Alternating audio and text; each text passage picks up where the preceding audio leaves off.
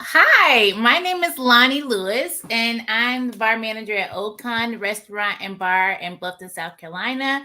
I'm also the owner of Bar Black Club. It's a pop up in Savannah, and I'm a sustainability enthusiast. And today we have with us Luis Baez, the global ambassador for Flor de Caña rum. Hi, Luis. Hi, Loni. Hi. Like you said, I am the global ambassador for Flor de Caña rum. We are the most sustainable spirit brand in the world, so it's nice to talk to a sustainability enthusiast, and we got a lot of stuff to cover, a lot of fun stuff to tell the crowd about. And if you didn't know, today marks the first class in Lush Life's Earth Month series. So, all month, I'm going to be your host, and we're going to be talking and chatting with a lot of different brands on their sustainability efforts. And then we're going to pass along some tips and tricks to incorporate some sustainability into your bar program. And personally, sustainability is important to me because there's just so much waste in the world. I read so many just statistics about plastic use and just seeing it on a day-to-day basis. It just gives me like a little cringe, It's like, oh, so much waste. Uh, but also, I live in the American South. I live outside of Savannah, and I work in Bluffton, South Carolina, and it's very like lush and green, and we have people moving here in like droves because it's so beautiful. Uh, but I also think that it is beautiful now, but if we have people moving here in masses, then how can we sustain that? And I don't have kids, but I think about other people's kids in the future and how there's no planet B. So we definitely have to be good stewards of the earth and take care of everything. But so Luis is joining us for to chat about the Flor de Caña sustainability initiatives and how you can join the Sustainable Cocktail Challenge. Yeah, And I'm going to share some insider tips from my experience in the competition and the lowdown on eliminating straw waste. So, no matter your bar's budget. So, yeah. 100%. No, it's so nice to be here, and I was talking to the rest of the team right before we got on here. I think this is the best part of the job, being able to talk to the crowds, being able to talk to people who are interested in sustainability, who have the same passion for spirits and sustainability, and maybe fun. Why not? Rum is fun, right? That we do. So having the chance and the platform to talk to you all about it is amazing. Hello, Lindsay. So just so I don't know how much you guys know about Flor de Caña, but we've been around since 1890. So that's 134 years of perfecting the art of rum making and really having that passion and that drive for excellence in all that we do. And so, Lonnie, are you familiar with the process of making rum? yeah, a little bit. A little bit. All right. So you tell me what that process is like, and I'll see where I can tweak and say what we do in Flor de Caña. No, please go right ahead. All right. So first of all, we start off with sugarcane, right? So Mhm. this is a single family estate. This is a family-owned company, and it has since the beginning in 1890. So the family now has 35,000 acres of sugarcane that we grow. We take that 35,000 acres worth of sugarcane, we cut that down, and we crush it. When we crush it, we're going to get juice, the sugarcane juice. That juice is going to be separated into two things. One of them, and we have a sugar mill, so it's going to turn into sugar, and then we have the molasses left over. Those molasses is what we're going to ferment in order to get alcohol, correct? In the fermentation process, and this is where sustainability starts kicking in because we do it all across the line. Everything in our process has to be thought of in a sustainable way. And so, in the fermentation process, one of the natural byproducts is CO2, carbon dioxide. So, what we do is we capture the carbon dioxide, we put it in tanks, and then that is sold to the carbonated drink industry here in Nicaragua. Okay, so that's one way we eliminate it and we give it a second life. Zero waste mentality. Um, After the fermentation, we're left with alcohol. The alcohol is then distilled. We distill with 100% renewable energy, and we have since 2010. And I'll tell you exactly how we do that in just a little bit. After the distillation, we goes into aging. Aging is natural for us, so whatever age statement you see on the front of the label, that's the actual age of the rum. So you see a Flor de Caña 12 year, it's 12 years old. The 18 year is 18 years old. The 25 is 25 years old. There you go. Very nice. Very nice. My only question would be, why is it so full? I mean, we just got out of the weekend. I had 3 bottles, and this is the last one. I feel a little better now. And so we go into natural aging. And the great thing about aging rum in Nicaragua is, well, I don't know what the temperature is like where you're at right now, Loni. What's it like? 87 degrees. All right. So here in Nicaragua, we have anywhere between that to 95 degrees all year round. Okay. Wow. So we don't have those seasonal changes. It's either hot and humid or hot and humid and raining. That's it. Those are the only two types of great question. Yeah. And those are the only 2 seasons that we have here. And so what happens with the heat, you step outside right now, Loni, and what would happen? You're going to start sweating, right? The pores are going to open up. You're going to start sweating. Our throat's going to start drying out. Exactly. See? And so what happens is it's kind of like the same process for the barrels. So imagine the barrels being this heat, and the barrels are going to expand with the heat, right? And so that wood, these are ex-bourbon barrels, just opens up beautifully to the alcohol that's being aged there. And it's a very continuous aging because the temperatures don't fluctuate. It's not like it gets super cold and then it's gonna the wood is gonna compress. No, it stays expanded, and it just has so much interaction with the alcohol constantly for the amount of time that we leave it in there, that it ends up having that beautiful color that you see there in the bottle you just showed. 100% natural. The aroma is natural. The taste is natural. And Loni can attest to this. It's very smooth. It's incredibly easy to drink. It's got a silkiness to it, but it does have a long finish. So it still packs a little punch. It still has a lot of character. And so I was telling you that we have that zero waste mentality, right? So we had one thing left over from this whole process. And that was when you crush sugarcane. I don't know if you've ever eaten it, but when you crush it, what are you left over with? All that fiber. Yeah. Right. All that fiber. Imagine 35,000 acres worth of that fiber. And so what we do now is we use that as biofuel. Okay. And using that as biofuel gives us energy for the whole year. That's how we distill with 100% renewable energy. Oh, we wow. plant 50,000 trees every year. We just commemorated our millionth tree planted in November of last year. We capture the CO2. We distill with 100% renewable energy. And all of these sustainable initiatives led us to be fair trade certified and carbon neutral certified. And you want to take a guess how many spirit companies in the world have fair trade and carbon neutral certification? Just one. Just us. This is great. This is great. So yeah, just us. And we find that to be special, and we're very proud of that. And that's why we decided, okay, how can we take it to the next level?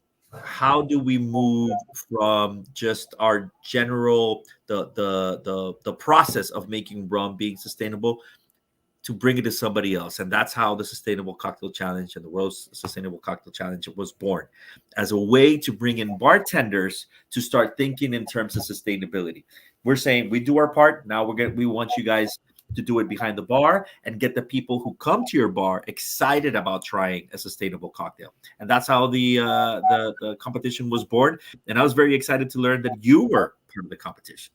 Yeah, I definitely was. But before we go any further, we have to ask the fans to like us on Facebook, subscribe to our channel on YouTube, follow us on Instagram, and please comment below and ask tons of questions because we want to answer them. So I'm sorry. Please. Let's plug that in a couple more times. We want the questions coming in, and definitely people subscribing to the channel.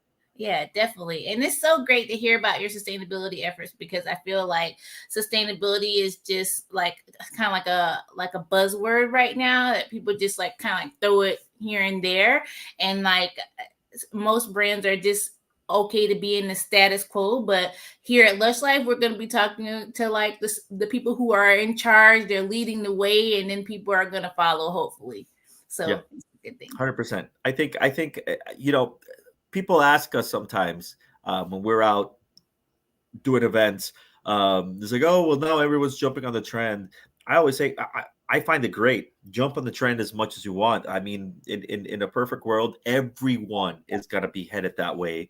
Right. We're just lucky enough, and the family had vision enough to, be the spearhead in this thing and lead the way from the beginning. And they were thinking about sustainability before sustainability was a word that people were throwing around, right? I mean, they built a company hospital in the 50s. They built a school in 1913, 1918 for the collaborators. And you said you don't have kids, but anyone who's watching who does have kids, they're thinking the two things that worry me the most is education and the health of my kids and the family. And having a company that takes care of those two things from the get-go, just by being a collaborator, is another way to look at sustainability. We look at it from an environmental standpoint, but we also look at it from a collaborator standpoint, how we treat people and how we interact with the community. And we want to make positive impacts everywhere we go across the line. I don't have kids, but I'm the world's best auntie. There you go. That's toughest job in the world is being the auntie. It's like, how do I manage between loving and maybe helping them discipline just a little And bit? swirling, yeah. Complicated. So we're gonna jump into a little slide I have about straw usage really quickly. It's not very long. I know that it's kind of like beating a dead horse, but hey, man, we still have a lot of straw usage out there. Like I'm Yep. telling you, every time I go to a fast food restaurant, which is not very often, but when I do, I'm just like, straw. I So agree. yeah, let's talk about straw usage. And sometimes we think that hey, we're already using agave straws, hey, we're already using a sustainable straw. But for people um who can't go to those sustainable options, I do have a little slide on that as well, what we can do to just reduce it. So let's go through some different types of sustainable straws and kind of like their pros and cons. I'll start with the metal straws. Of course, they're durable, they're long lasting, but in a high volume cocktail bar, it can be kind of hard to like, clean each one with the with the what is the thing called, the straw cleaner. And then also sometimes if you don't not drying them properly, they get rusted. People might have like qualms about reusing a straw that somebody else has used. So yeah, metal straws are great, but then they also have a lot of cons and pros, but they last forever. But then you also have those people who stick them in their purse. So all right, and then we also have glass straws. They can be stylish and eye-catching to me. I really love a glass straw, but then sometimes if you're not getting like the highest quality glass straw, it can kind of like if somebody bites down on it, it can chip, it can break, and then they can just be very like breakable in the bar program if people aren't paying attention to what they're doing. You have your bar back and they're just throwing them all in there, and it's just like wait, those cost a lot.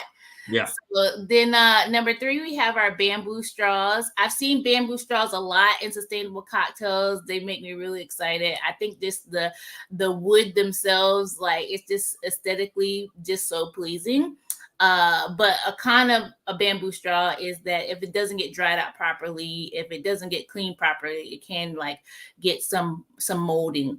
Yeah. But Sure. yeah.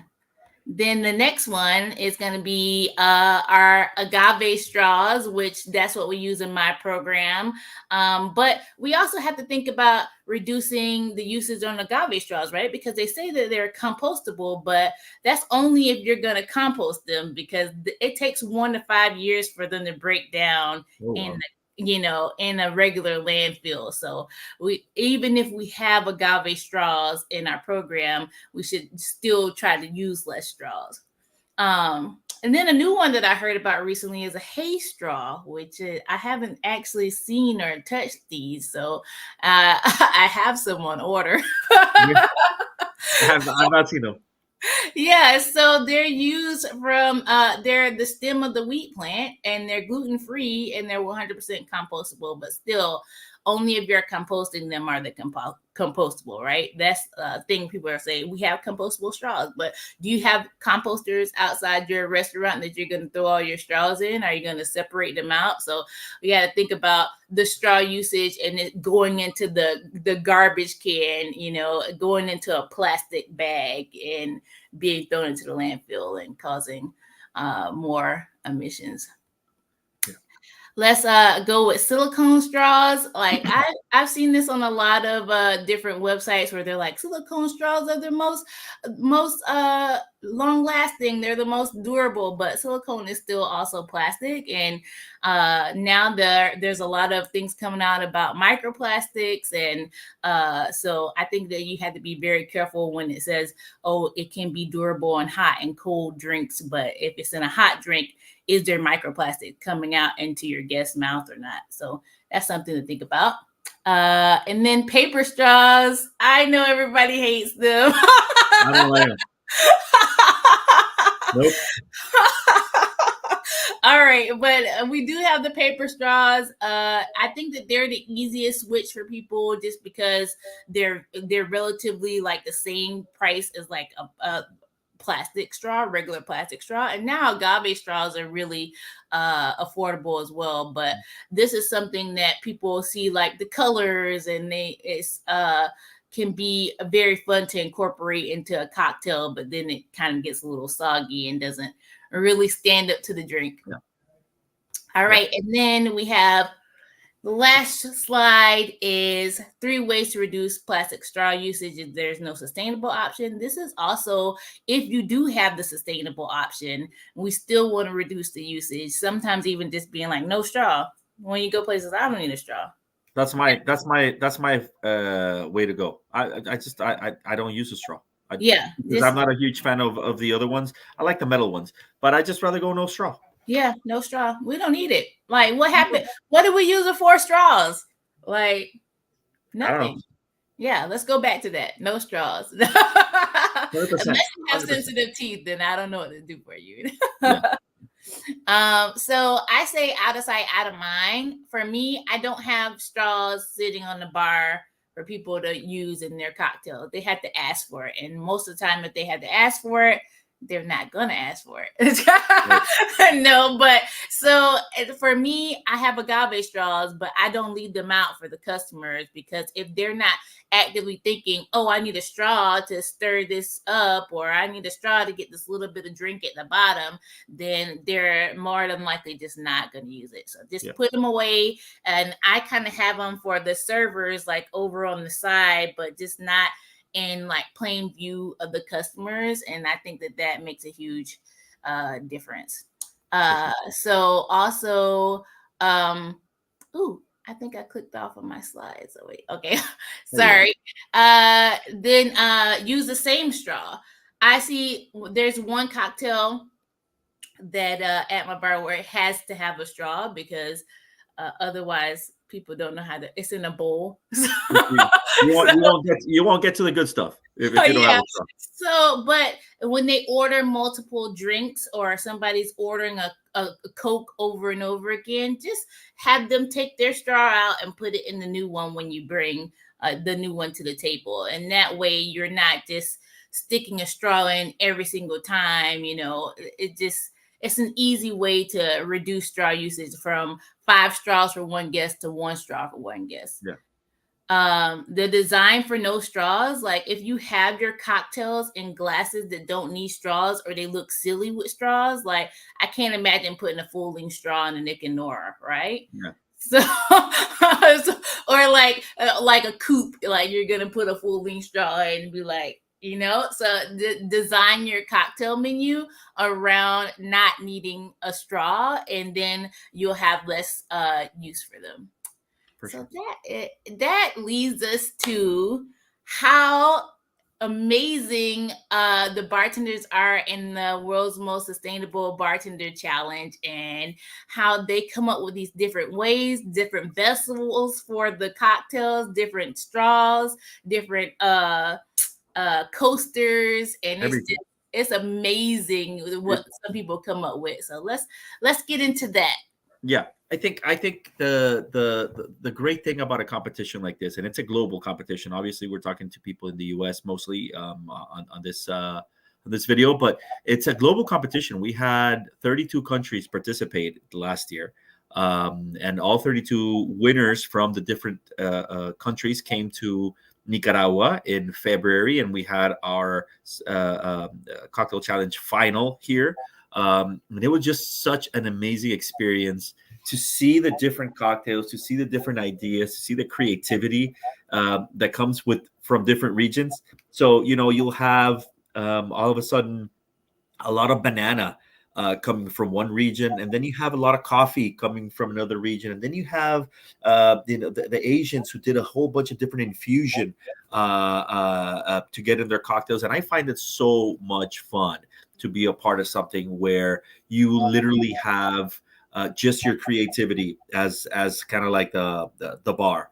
And I tried a cocktail that was uh, made with fat wash, if I'm saying that correctly. Yeah. So what this bartender did was he took the scraps of the wagyu when they cut it, and they all the fat that they cut out before they serve it to the patrons, and he has the chef put it on the side, and then he did a fat wash with that, like infused with the wagyu fat that he used for the cocktail. And when I tried it, I was a little suspect. I was like, I don't know if I want to try this.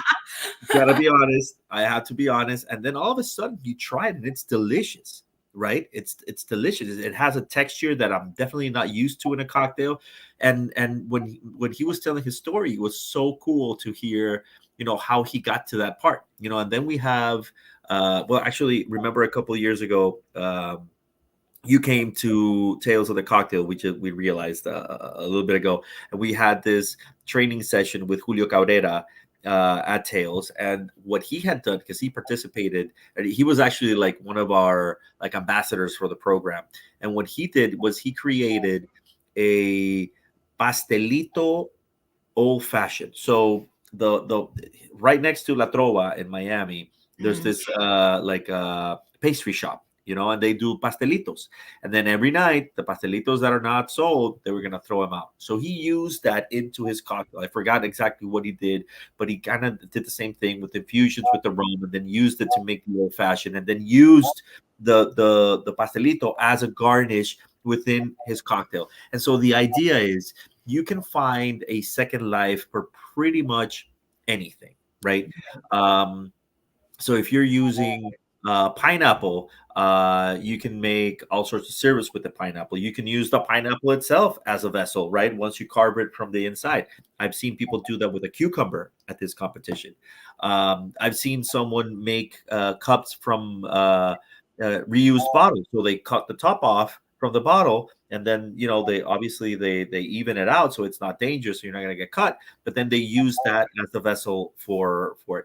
And so really when you think of this competition, it's how can I find a second life for products that I already have around. And just like straws are a big problem, and kind of like the go-to thing, because it should be something that would be easy for us to replace and do something about. It's the same thing, for example, for the lemon or the lime, the shells, right? So you Right. have, I don't know how many limes you go through in your bar a day, but it's a lot. I only go Right? through 8 because I super juice. Well, but if they're making this, you're gonna make the super juice, you're gonna make oleo saccharum, you're gonna make all these wonderful things that you Right. can reuse all these shells for, right? Yeah. And there's a lot of places just throw it in the bin, and that's it. and then Yeah. that product is over, right? So I think it's important to think of sustainability in terms of how can I give something a second life. It doesn't have to be perfect, but I can find something else for this particular ingredient that is going to help in the experience, right? Because it's also an experiential thing when you're doing competitions. Right. But it's going to help me tell a story. At the end of the day, competitions like these, they're cocktail competitions. A cocktail has to taste good, but the story is important because the story is inspiring. And so we had a bartender from Thailand win the last competition, the global competition. $10,000, not too shabby, right? On top of the trip to Nicaragua, so she won, and she's making so many news back home, and she's inspiring other bartenders. She's inspiring the community by talking about what she did and how she got to her cocktail and why sustainability was important to her. And I think the only way that we can, get the ball rolling and keep moving in the right direction in terms of sustainability is to have the conversations, and um, these conversations need to be real, and they need to be exciting. If I just come up here and I start trying to preach on this, you need to do this, you need to do that, it's probably not going to be as engaging as if you see another bartender come up with a wonderful recipe that Right. tastes good and that is making a difference. Now, is Right. it going to make a huge difference and a life changing for the planet? Not with one, but you inspire enough people, and then you start creating something that's interesting, right? Right. And just like we were talking about in the beginning, we have so many companies now that are jumping on the sustainability trend.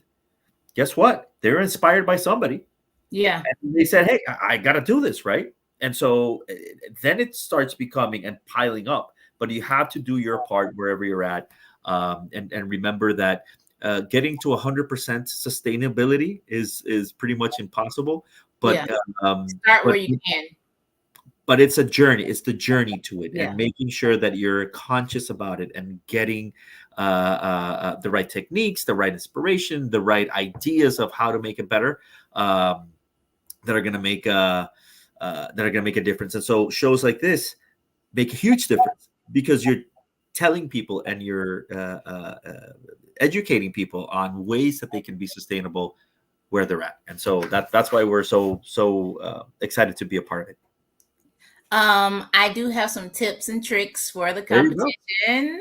I was in the competition 2 years ago. I know that the structure has changed a little bit since then, but I have a tip and a trick that just kind of like spans all competitions, really, but it's very specific to Flor de Caña Sustainable Bartender Challenge is to collaborate and network because you meet people, you swap ideas, you start thinking out of your box and out of your head and thinking about what they're doing and how you can tweak it a little bit and add it to your program. And it really, has an effect on the way you compete, the way you bring sustainability into your bar. So don't just change your mindset about, oh, it being just a competition and going into it thinking, hey, I'm going to meet some amazing people today and we're going to collaborate and we're going to network beyond just this competition. And this is just like, it is a competition, but at the same time, it's a platform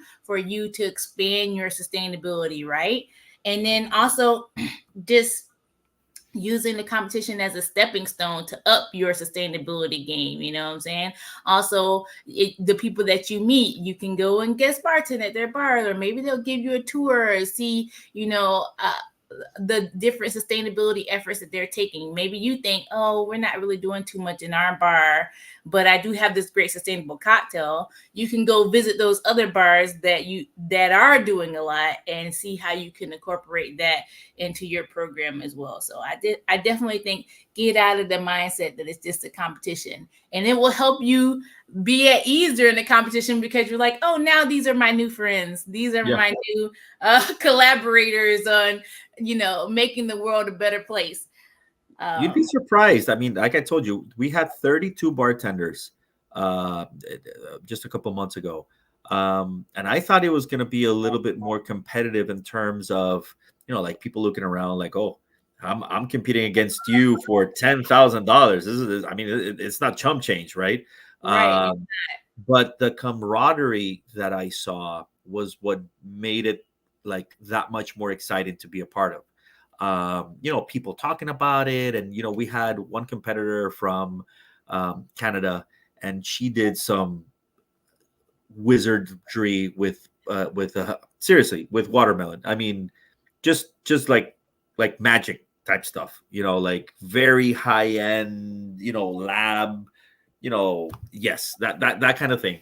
Um, and it was so much fun to see how many people came up to her and asked her about the process and asked her about how she got to that point and how she got that idea and whether they thought that it would work with orange or just with the watermelon. And she would talk about, well, the watermelon is 75% water, so you need something that has higher concentration of water in order to freeze it, get this, and the whole process that I can't even try to, I'm not going to do it justice by me explaining it to you instead of her.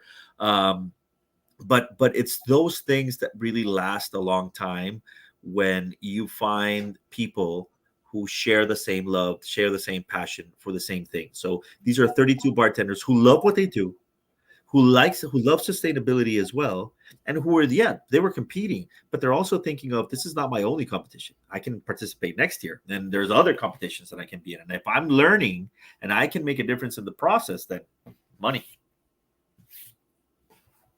Also, I think that another hot tip is to know who the judges are. So beforehand, know who the judges are so that you don't get taken aback. Like I like to look up the judges and like look at their faces so that when they're like, you know how some people just have like a resting face, is just like, so get used to those faces before you actually compete, and so you don't get kind of like thrown off by somebody just like staring at you. So Yeah. that's a hot tip for all competitions. Know who the judges are and know their faces. Yeah, I think last year we had, for our global final, we had Giacomo for Paradiso as one of the bartenders, one of the judges. And there were a couple of people who were a little starstruck, because Yeah, this is he has this great this is the dimples. guy, you know. Yeah, I'll let him know you're a fan. Yeah. So yeah, I think that's definitely a good idea to study up. It's just like with anything else, know your audience, right? Know your audience. So if you know who's out there, and read some interviews, that they love this or love that, why not play into it? I agree 100%. Also, I think that it's important to read the rules ahead of time. Can you tell us some of the rules about the Florida kind of challenge? Absolutely. Well, first rule of Fight Club. No, the most important the most important thing is that you use sustainable ingredients, right? So obviously your base spirit is going to be Flor de Caña, but how are you choosing the rest of your ingredients? Um, uh, I would look for something that is local as opposed to something that's imported. If you can bring something in that is already fair trade certified, that's a definite plus, right? Think of sustainability as, like I said before, not only in terms of environment but also collaborators and community. So how is this cocktail interacting with the community? In what way? Are you saving this? Are you composting and for a uh, I don't know, for a garden somewhere? Are you bringing in products that are made by the local community in order to serve a higher purpose? Whatever it is, Right. think in those terms. Like the Uh, human sustainability aspect of the cocktail. Absolutely, absolutely. And like I said, the most important part is to make sure your ingredients speak to sustainability as well. If you are making a cocktail with something that is store bought, instead of making your own syrup, instead of making your own thing, then it's probably going to have some points deducted. That has been at least my experience, and I haven't judged, but it's my experience from what I've seen and what I've heard them talk about. And I think that the best thing possible is to go to the website, flordecañachallenge.com, and go through everything step by step. I don't want to misspeak on one thing. The rules change Right. in different parts, right? Because of legal things in the U.S. versus the rest of the world. So there might be some small differences from the rest of the world. Make sure you know exactly how many ounces you're allowed to make. If you're gonna have an additional, like if you're gonna make some sort of cordial, there's it speaks to those kind of things, and you just need to be prepared and like you said, read up before you sign up. Right. Well, thank you, Luis, and thank you, Flor de Caña. It's great chatting with you today. My pleasure. I hope we got some people riled up to Yeah, enter the competition. They're gonna be absolutely. like, click, click, click, click. Yeah. And if they have uh, any questions, they can ask me. My Instagram account is at Que Barbaro 14. I know that might be a little hard to write. Screenshot this, do a it's right screenshot, there. and then yeah, there you go. And ask away. I usually answer rather quickly. If not, just reach out to your local Flor de Caña rep or write us through the website where you're signing up. But the idea is to really get behind this, start playing with recipes in your mind, and come be a part of something that's really special. Not just because of the wonderful prizes. I mean, a trip to Nicaragua is not too bad, and $10,000 just makes it a little bit better. But just the whole process of it is going to be a lot of fun. We're tweaking the way that we're presenting this, and it's going to be a lot more fun. It's going to be American Idol stylish in a certain way. You'll see. I don't want to sell too much about this, but it's going to be a show. What I'm saying is it's going to be a show, right? And we're going to have some wonderful people judging in the different cities, depending on where you end up participating. But it's going to be a lot of fun, and I urge you all to check it out. And if not, just come support. And if you are like thinking to yourself, oh, which Flor de Caña should I use? I would like reach out to your local like distributor or your rep to get them to bring you some samples into the restaurant you work at, a bar you work at. So you can sample it, and then you can see which one that you want to use. For the competition, Flor de Caña 12. For the competition, it has to be Caña 12. Sorry. Yeah. No. But please sample all of them. We have 12-year, 18-year, 25-year. We have a wonderful 20-year that has a little bit higher ABV, so it's 90 proof instead of 80 proof, like the rest of the portfolio. We have so many super ultra premium expressions that you should try definitely, and find a way to incorporate into your bars regardless. All right, excellent. Sorry about the confusion there. No. All right, so keep an eye out for the Earth Month companion PDF coming out later this month. It's filled with eco-friendly cocktails. There'll be one in there from Flor de Caña, and then zero waste garnishes. The one I made for Flor de Caña has a delicious, I took hibiscus leaves that have already been steeped for tea and made them into a little kind of like a rice. I took a rice paper and wrapped it around it and like seasoned it, because a lot of vegans use it as meat. So you have like a little meat wrapper on the side of the cocktail, which is cool. So make sure you look for that and the stories behind them, so you can get inspired and do more creative cocktails in your bars. And they already put up the little link for that. So just look for that PDF. And if you enjoyed this class, please hit the like or love button and show some love in the comments. If you want to see more Portland Cocktail Week classes like this, follow Portland Cocktail Week on Facebook. You got it there. And then also YouTube. And then we're also on at PDXCW and at Lush Life. That's a lot. That's a mouthful. That is a mouthful, Loni. At Lush Life Productions on Instagram. You can find out what's coming up next. There's some other great brands that are going to be putting forth their sustainability efforts as well. And then you can find Luis at... You don't have to say it. I'll say it. Que Barbaro 14. I'm looking out for you. Thank you. I see. Yeah. And then you can find me. I'm also known as at Lonnie's Liquid Laugh. and DM us and keep the conversation going. We love to answer questions. We love to talk to you. We love to be your friends in this sustainability bubble, which you want to pop, and then everywhere it goes, and then everybody goes sustainability crazy, right? There you go. So tune in next on April the 22nd, which is Earth Day. I hope I see you guys again on Earth Day, where Ryan Wainwright, who is the Bombay Sapphire brand ambassador, the national brand ambassador for Bombay Sapphire. We'll be talking about the new Bombay Sapphire Premier Crew, Mercy and Lemon, and then I'll have a whole new sustainability slide. You won't know what it is yet until you tune in. But thanks for watching, and I hope you guys have a great day. Thank you, guys. Thank you so much for having me on the show. We'll be looking out all those recipes coming in for Cocktail Challenge.